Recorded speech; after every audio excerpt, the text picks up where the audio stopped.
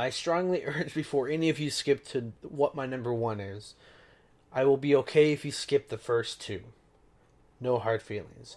But I strongly urge you to listen to what these games are. Even if you don't listen to why they're good or why I like them, I strongly urge 100% that the games on 8 and up, you just buy and you will not be disappointed. If you are interested in games that offer a unique experience, something that you've never played before, or something that they do very well, get these games. And some of them you'll be like, well, what? These don't make any sense. Why would I like this game? I will tell you that number 8, number 6, and number 4, which is kind of odd that that they're every other game. I did not know I was going to enjoy these games. I was like, I was interested, but then I was blown away at how great they made their game. The rest of them I knew I was going to enjoy because I know what kind of games I like. But with that said, here is my top 10 games of 2016. If you're like me and you're having a hard time trying to find a good survival game that isn't in early access and broken and buggy, Don't Starve is pretty much your only option. Luckily, it's really, really fun. If you want PvP, it's not going to have that in spades, but if you want a good, fun, challenging, really challenging game where you will die a lot because you just don't understand the game and you slowly learn, which I enjoy that aspect of games, Don't Starve is really good for that. And if you can play solo, which I did mostly because none of my friends care for these kind of games, but you can play co-op. No, PvP, nah, I think they have it, but it's not a big deal. And it is the best survival game to date. That is until Project Zomboid comes out of early access. Now here's a game that I know the least amount of people will know. It's Particle Fleet. It's made by a small developer that have made my other great, fantastic strategy game, Creeper World 3. And they make these games that are wildly addicting, yet very simple, and probably too simple for some people, but I'd rather have a game that's fun and easy to learn than to have 300 pages of wiki guides and YouTube guides that I have to find to figure out how to play a game and go through 17 layers of UI interface to do what I want. This game is very fun. You fight particles that take different shapes of ships, and strength and weaknesses, and you have your ships that you have different abilities and fill certain roles, and you can design your own ships if you don't feel like there is enough variety, or if you just want to figure out a way to make a better version of the stock ships that you get, which I loved doing, and I hope that you will give this game a try because it is wildly addicting. If you're a man and you're thrown off by this game because it looks casual, childish, or feminine, you will be sadly mistaken because this game is such a blast to play. You can play through co-op, which I got my whole family to play through because I thought it was going to be an easy game that would be fun, but it turned out to be actually really hard and challenging, and that only me and my younger sister could play through. And we went through the entire game, mastered it all, through all the amazing levels that they have that are designed uniquely and different every time, where you have conveyor belts that you have to move your ingredients and finished products on. You have moving trucks, you have moving platforms, you can slip off of an ice and do an icy death. You have fire pits, you have hazards, you have a lot of shifting platforms and moving stuff all over the place. It's just so much fun, and I strongly urge anyone that's looking for a game that you can play with friends, or a game that you want that's got really finely tuned mechanics and it just so happens to be a cooking game. You can't go wrong with Overcooked. Now here's a game that's hard to say really fast, Rim World, without sounding like an idiot. And it's a systematically, mechanically driven story experience, and you're like, what the heck? That sounds like a bunch of mumbo jumbo. And it's hard to pinpoint what this genre is because there's not many like it. And it's like, well, what's the big core drive of it? Is there's so many interweaving mechanics. There's a in-depth mood system, which you have people with traits that can make them happy or sad, and some can be temporary, where like, hey, if their friend dies, or if they're alcoholic and they haven't drunken yet, or if they like drugs, or they have addiction to drugs. You can have people that want to be a robot. They don't want to be human. And if they don't have body parts that are robotic, they are not happy. And they won't work as much. They'll sleep more. They can get depressed. They can have, if you have a pet dog and you're not its master because you're not good at training pets, well then you're going to be sad because, hey, that's my dog. I want it to be my dog, not someone else's. And you have stories that I don't have footage of because recording software doesn't work when I want it to, where this guy kept asking out this woman, and it would tell you like he failed like 7 times, and this woman got so pissed off with him asking that she beat the crap out of him, and he was miserable because of that. I had to send him to the medical bay and patch up some of his bruises. Luckily, none of them were life threatening, but he was depressed because he got turned down, and so he would drink about it. I'm like, man, this game is very good at simulating real life, but it does have combat if you're interested in that. There's a lot of different tech ages, like you have melee and barbaric tribes that can attack you. You have modern weapons and those enemies too that can attack you. You have shields and eventually robots that have laser weapons, and you have mortars and grenade launchers, and there's just a lot of different things in this game that can come about to make a great experience that you will want to tell your friends about what happened, make videos about, and I really do strongly urge RimWorld for those that want a great experience with just a life simulator, god simulator game. I don't even know what you call it, but it's just great. Get it, please. What is Oxenfree but a shining example of how to do a story game right? I do mean that. Think of your favorite game that you played for the story, like Walking Dead, Alan Wake, or Bioshock. Most games also have more gameplay to go along if the story sucks to pick up the weight. Oxenfree only has its dialogue, its choices, and its characters, so it has to be good. I'm here to say that I now put this game as my favorite story game ever.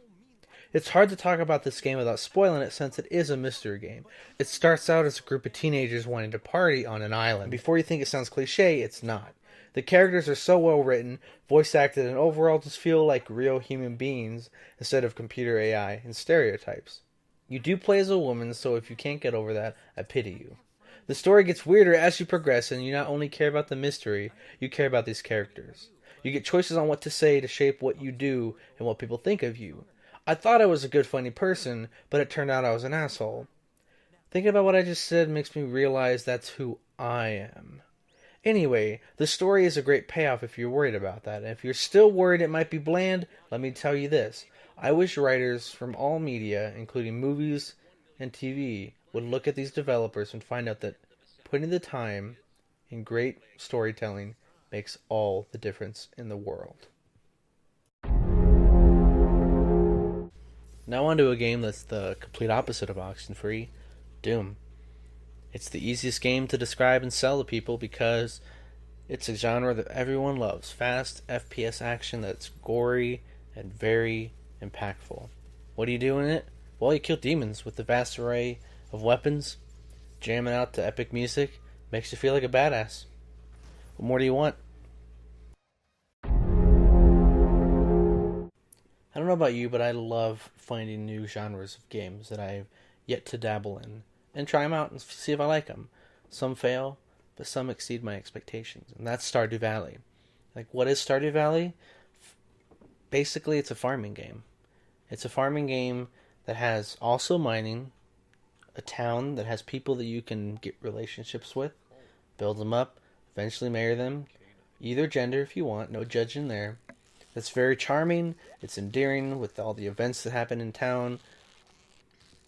The combat, which they have, very basic, extremely basic. So when you go mining, you have enemies to fight, they drop loot, and you get minerals from mining. And you use these minerals to either get money, get money, to get better equipment to mine in the future for your farm to make money. And there's really 2 main avenues to make money, and that is mining and farming. You can make a little bit of side money with fishing, and there's a bunch of achievements, collectibles, challenges that are actually tied into the game that progress the story, which I find really fun. And you never have enough time to do every task you need, so you gotta divide and conquer. And for me, in the first year of the game, I never actually talked and engaged with the townfolk. I mean, I would go to the little festivals and stuff, but I didn't really care because I wanted to build an empire, like Walter White. But eventually, year two, I did spend a little bit more time getting relationships because I wanted to get married virtually. That's gay. But anyways, Stardew Valley, a lot of fun. I now understand why people say you have to play Dark Souls. I played all three of them this year alone, so that was a huge undertaking. But like, if you're looking for story, like up front, this game doesn't have it. You have to look elsewhere online for the story, and they have a tremendous amount of lore. Like, I know nothing about any of the story or lore in this game, but just the atmosphere that it gives, I love it. Like, I feel like it has a story that is underneath all of this game, and I want to understand and learn, but I don't have the time for that. But the gameplay, the challenge, the fairness of the boss fights and the enemies. There are some cheesy tactics that they give, but eventually you learn what a Dark Souls game is. And I would classify it as its own genre now. Like, it's not just an RPG, it's Souls-born genre of RPGs. And it makes me worry for other RPGs in the future, especially Witcher 3. Because, like, I know that game, I haven't played it, and the combat doesn't look as engaging as what Dark Souls has. And I don't want games to copy it. I just want games that are just challenging and fun and fair and everything they do. The rules of the world make sense in this game, and I love it for that. And I really love From Software, and I love Dark Souls so much. I'm actually wanting to get a PS4 to play Bloodborne, and that could be my only game on there that I care about. Dark Souls, the whole series. I love you. Now here's a game called Evolve, and before anybody says, hey, this didn't come out in 2016, you're right, but it got re-released as a free-to-play game, and I didn't like the game when it came out last year. It was not fun. And they changed it, mostly just the trapping and dome mechanic. That ruined the entire game, because your teammates suck and the game sucked forever. And you spent 10 minutes wandering around doing nothing, but they fixed the balancing, they made it more fun. And I applaud the developers for doing that, and the publisher for giving it a second chance, because I had so much fun. I played this game for hundreds and hundreds of hours in the span of like 6 months. It took me away from playing Siege, and my friends noticed it. I actually started sucking at Siege because of this game. 6 months of not playing that game, and this game was could have replaced it. It could have replaced Siege, and I love Siege to death. So if that's any indication of how great this game was, and I say was because the development was canceled, and the devs left it just basically to die. Or not the devs, the publisher. And it makes me sad, like tremendously sad, because I loved this game. I initially hated it, and then they made it great again, or for the first time. But anyways, no matter how many times they tweaked the balance and made it unbroken or made certain characters or monsters OP, it was fun. And every week they were doing something to make it fresh and fun, adding new characters and monsters. And even if they didn't do that, I would still love it. But a lot of people jumped ship once the developers stopped developing it. And I'm partly to blame. I haven't played it in months. Not because the game is bad or unbroken. They kind of left it in not a very good state, but it's still fun as hell. Just that when it's like the never-ending cycle of death. People won't play because they think it's dead, and then because people think it's dead, nobody will continue to play it, and the player base gets smaller and smaller and smaller. And it's not just this game. Like, I truly hope a developer will not look at Evolve and see a failed game, but see potential. Because I love games like Evolve. If you know me, there's games like Depth, Natural Selection, and Evolve that have all done what I love about video games, and that is to offer unique experiences that I'd love to get into and spend years playing. The only one of these genres that's ever succeeded, in my eyes, in capturing an audience is Left 4 Dead. Luckily, I enjoy that game so much. But all these other smaller games that don't have a big publisher, I mean, Evolve did, but the publisher was like, I thank you 2K for taking the risk on this game. I wish you would have actually put in more effort into it though. You left it to die, in my opinion. And people didn't give it a chance, and I understand. The game might seem hard at first, but it's not. It's a very easy game to understand. It's definitely like people think of it as a shooter, but it's not. It is a very team focused game if you're playing hunters. I would play this game as Monster mostly because I played by myself. Occasionally play with friends or make new ones online and play the game with them. And it's challenging because idiots play this game with like every game. But it's not the game's fault that people suck. Partly it is because they don't give enough hints or tutorials, but sometimes it's just the design of the game. It's hard to understand when to do what maneuvers and how to work as a team. It's not just shoot the monster. You have to work together, and I love that. Oh, the memories of this game. I have so much footage, and I'm glad I did get it while it was good. Because I'm gonna miss Evolve. Honestly, I know I've been talking way too long on Evolve, but I do like. I put this game of the year, but I'm like, there's an even better game, and luckily, it's going strong.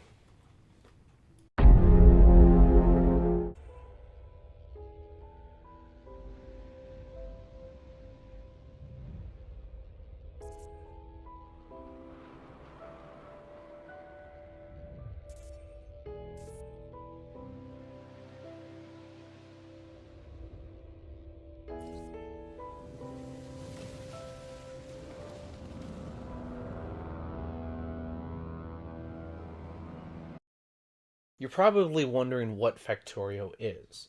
Factorio takes all of the things in a survival game that nobody really likes doing, but it's a part of the game, and says, hey, we're going to make a game where you automate that. You collect resources and craft things, and you have machines do it for you.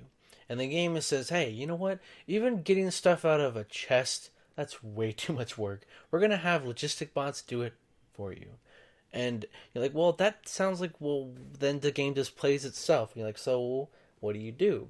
You design these plans and these factories, and you try to be more efficient, which usually requires looking up guides or just playing the game multiple times to understand the mechanics of the game, and you get more efficient at how to design and expand and scaling your factory to productions of what you need. And you have trains to transport resources across the, I think, infinitely procedurally generated world, which here procedural generation is actually good. It's not the bad one like No Man's Sky. And if I haven't sold you on the game yet because you're like, whoa, is there an end goal or something to drive me forward to actually play the game instead of just designing and building? Like, is it just random? You do have a goal, and that's to send your rocket into space. And if you once you do that, you can continue on if you want. So that's that for those kind of people. And also they have multiple reasons to continue playing, not just for you to get better at understanding the mechanics and getting better and more efficient at playing the game, kind of similar to Dark Souls, but instead of getting better at the skill of the game, you understand the mechanics and how to do things more efficiently. They do have achievements that I know every game has them. They're not a selling point, but this one they have these achievements that try to make you play the game or finish a game in a play style that you're probably wouldn't have tried to do. Like beat the game in 6 hours, which the game takes you like 40 hours your first time through to beat. It's gonna be something you're gonna have to actually practice or look up a guide or something to beat, because it's not something that can be easily done. They have ones where you have everything be crafted not on your person, which is actually really hard to do, because like I just need a pole or a conveyor belt or something. You can't craft it on you. You gotta make sure you have the facility set up to produce every single item and keep up the demand for what you need, which sounds really fun. And I can't wait to go through, and they're like, I think they have like maybe 5 or 6 different achievements that are tied to beating the game in a certain way that makes it challenging and fun and different, and I applaud them for that. In Factorio, you're like my drug, man. Like Siege was my drug for last year, you were my drug this year, and I applaud you for being so freaking great.